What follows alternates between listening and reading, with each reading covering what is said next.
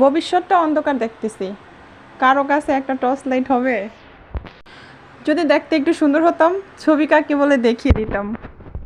ঘুমই পূরণ হয় না, শখ পূরণ তো দূরের কথা, বিশ্বাস তো সেই দিনই উঠে গেছে যেদিন দেখি কয়েলের মধ্যে মশা বসে আছে। ক্লাসে না বুঝে মাথা নাড়ানো, এটাও এক ধরনের বড় ট্যালেন্ট। কার কার আছে এটা? আজ গরিব বলে ফোন দিয়ে কথা বলি, বড়লোক হলে মাইক দিয়ে কথা বলতাম।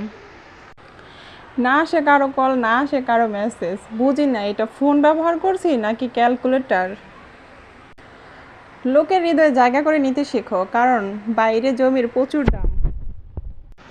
প্রেম প্রীতি করা অনেকে আগেই সাইডা দিছি, এখন শুধু রিলেশনশিপে আছে। আতঙ্কের আরেক নাম জামাইয়ের মা শাশুড়ি। হোটেলে রান্না করে আর ফেসবুকে নাম দেয় আমি বাবার রাজকন্যা।